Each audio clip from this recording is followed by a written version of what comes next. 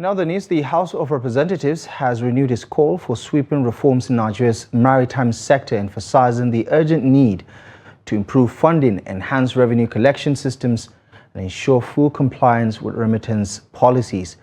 This was highlighted on Monday by Representative Khadijat Ibrahim, the chairperson of the House Committee on Maritime Safety, during the 2025 budget presentation by the Nigerian Maritime Administration and Safety Emergency Agency, Nimasa.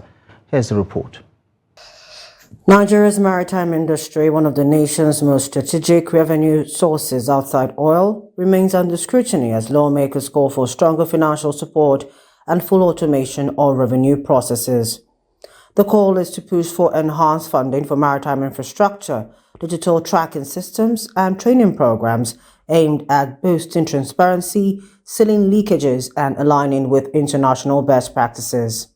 Under the current fiscal policy, the agency is now required to remit 50% of its IGR to the federal government in line with the Treasury Single Account and the Finance Act provisions.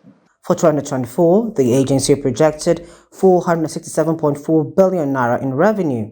However, only 370 billion naira was realized, representing 79% of the target and recording a 21% short for 2025. The agency projected 774.66 billion naira, less the cabotage revenue, which is 46.54 billion naira, with an available balance of 728.12 billion naira.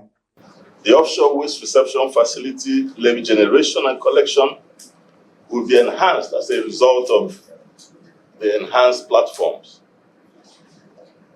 And we expect to put the modular floating dock into use and hopefully generate more revenue from it.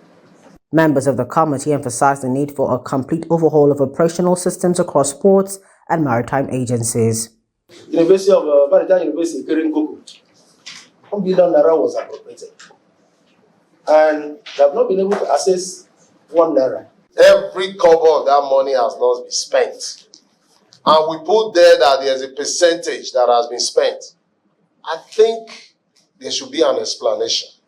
To follow up and oversight, to confirm if truly what they claim to have done have actually been executed. The lawmakers also turned their attention to the Maritime Academy of Nigeria, ORAN, which is facing operational challenges. Acting Rector Kelvin Okonta appealed for more support to fulfill the Academy's mandate effectively. Since we started this year, this is July, we've not got any release from Nimasa. So we're expecting quite a lot from them, and also to see to the fact that the Blue Economy Ministry advances as it should do. With the approval of their budget, the lawmakers are hoping that Nigeria's maritime future sails towards transparency and efficiency. In another development, the clerk of the National Assembly, Kamoruddin Ogunlana, has expressed support for the bill seeking to establish the National Assembly Infrastructure and Property Development Agency. Speaking at a public hearing by the House Committee on House Services, Ogunlana decried the current arrangement where the Federal Capital Development Authority, FCDA, controls the National Assembly complex, leaving the legislature as mere occupants.